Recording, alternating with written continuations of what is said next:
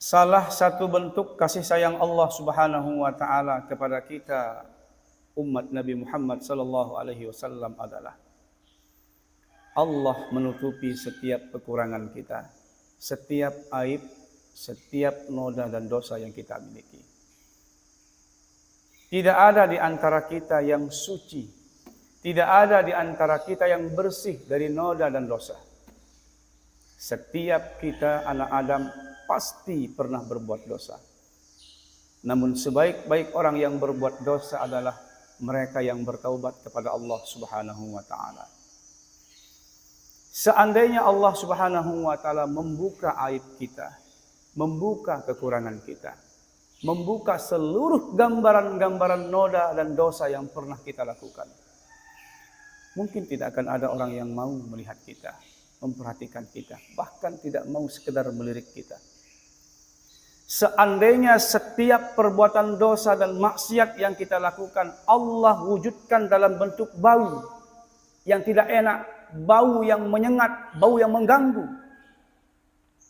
Seandainya Allah mewujudkan dosa itu seperti bau, mungkin tidak akan ada orang yang sanggup duduk dengan kita.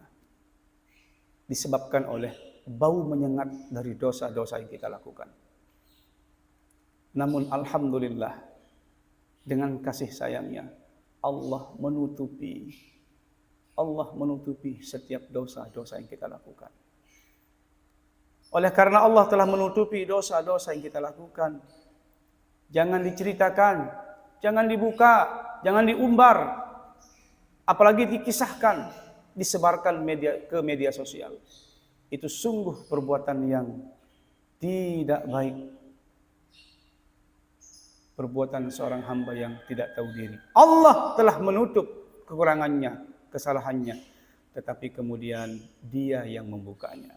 Sehingga dalam sebuah hadis digambarkan, ada hamba yang pada malam hari dia berbuat dosa, dia berbuat maksiat kepada Allah Subhanahu wa taala.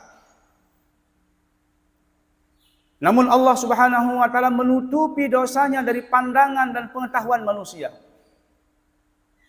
Akan tetapi begitu pagi hari, di siang hari bolong yang terang, justru dia dengan lisannya menceritakan dosa semalam yang pernah dia lakukan.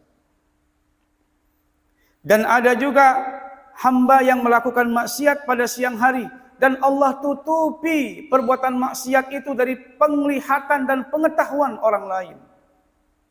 Namun pada malam harinya, dia menceritakan dosanya kepada sesama manusia. Bahkan dengan bangga dia menceritakannya, sambil tertawa-tawa, merasa puas menceritakan dosa dan maksiatnya. Na'udzubillah, summa na'udzubillah. Kita berlindung kepada Allah Subhanahu wa taala. Mudah-mudahan Allah menutupi aib kita, menutupi kekurangan kita, menutupi dosa dan noda kita. Jangan kita buka.